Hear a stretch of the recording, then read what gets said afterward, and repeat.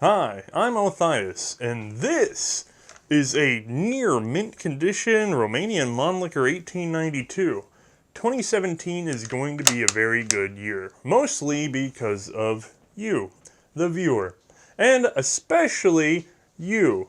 Not necessarily you, but maybe you, the patron. Alright, enough of that candy crap.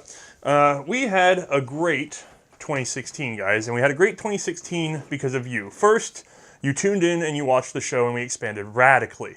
We are now over 50,000 subscribers, which is a impressive enough number, but I want to be realistic. Every 2 weeks, the time from one episode launching until the next episode launches, we're getting an average on that one episode of, let's say, roughly 14,000 views.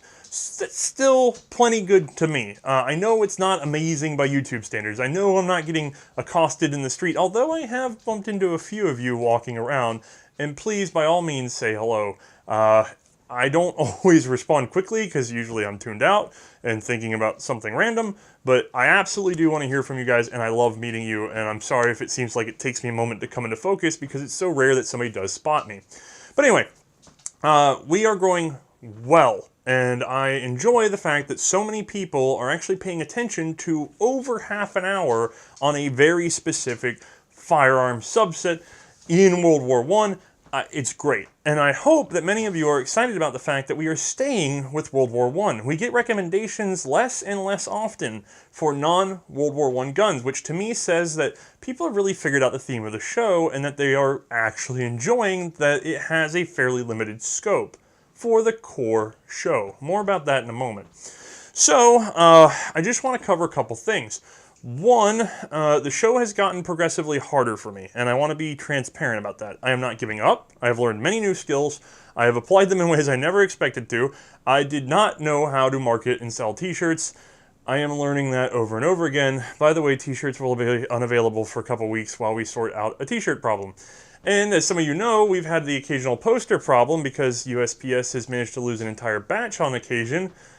That is also being resolved. If you have any questions, please email me. International orders, just to say this right now, they're fine. They're all out. We haven't seen any problems with tracking. It just takes time to get there. In other words, I'm wearing a lot of different hats, even though I only wear, well, I did wear one different hat in the show, and you guys got mad. But I'm learning, the show's growing, and I'm getting better at what I'm doing. At the same time, I want to share one thing very specifically, which is that I used to spend about 90% of my time working on the production of the show, and 10% in overhead. That's gotten way lopsided now because as the list of guns gets smaller and rarer and the ammunition gets harder to fabricate, because that's what we're down to at this point in a lot of ways, it gets trickier. And I know a lot of you are screaming, you haven't done the 1911, you haven't done the Lee Enfield, and these are very common guns. They are, but finding the appropriate examples means rare and valuable even in those fields. Well, maybe not rare for the 1911, but still very valuable, and you don't want me to skimp on you. You want to see the best 1911 episode possible, so of course, I gotta go find some precursors as well. And that takes effort and money and time and ammo and yada yada yada.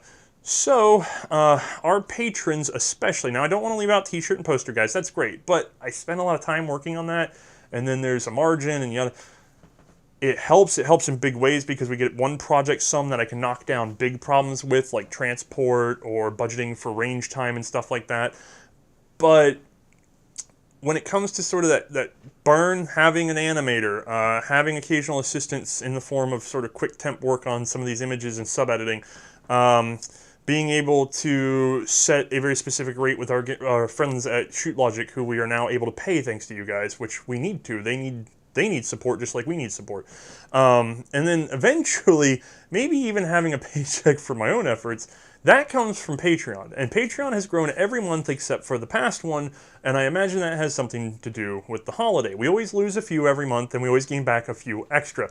Now, when it comes to Patreon, I want to be clear, I only push the $1 approach. I know some people give a little bit more, and I appreciate it very much. But I get nervous because at $5, $10 a month, I feel like I have to have something in this exchange, and I'm trying to write notes for it, but realistically that doesn't happen because I'm busy. I'm busy with the actual show, and I want to put all my attention on the show to get it right, to be ahead of the game. So I really encourage the dollar level because I don't feel guilty about that. I feel like you like the show, you like it for $1 a month, you're paying 50 cents an episode, and you get the episode and I get the 50 cents. That feels like a good equation to me.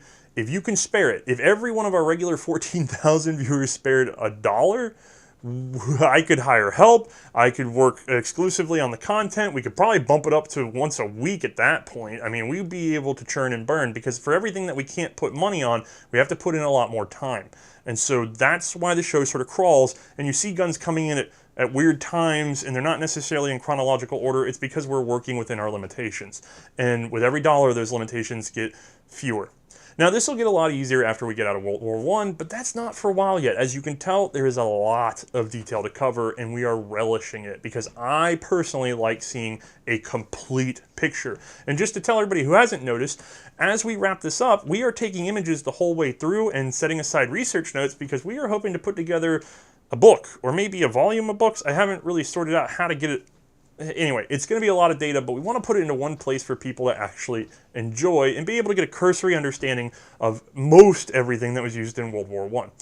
So that is all being done by you, the patrons, and on a secondary level, you, the guys who are buying the posters and the t-shirts, and then on a third level, just plain viewing. I understand that YouTube's changed their metrics, so I could say hit the like button.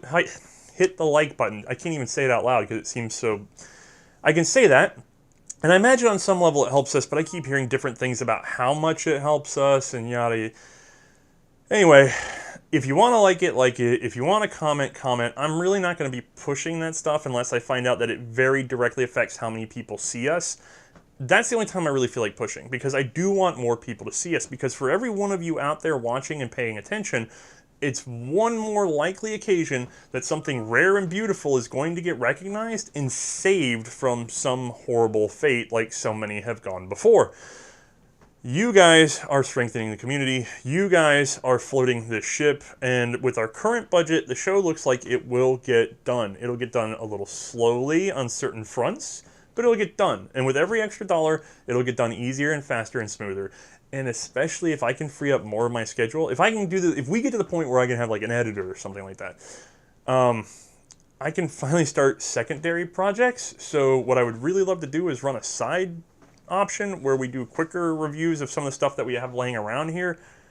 I know it seems like something I should be able to just put together, but I am at my absolute max for time trying to keep up with just this effort. I know a lot of you don't process that, but you would not believe how many conversations you can have about how to get just the right cartridge for a gun that's one of 3 known on Earth, and you don't want to blow it up.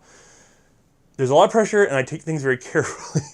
And in that note, I just want to say that make sure to say on the video again, if you have a piece that you would like to loan us that has some damage, please go ahead and make that email because we do now have an extremely competent gunsmith and we have already started taking in some damaged pieces that we are able to put back into working order in order to use for the show. And I love having that ability because that lets us give something back to our donors.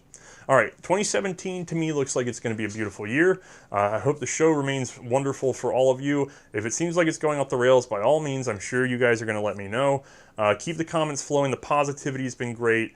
Honestly, I did not imagine that this would go so well, and it's all down to you guys once again. And I'm not being patronizing. It's wonderful to have this kind of support. All right, thank you from all of us over here at C&Rsenal, and welcome to the new year.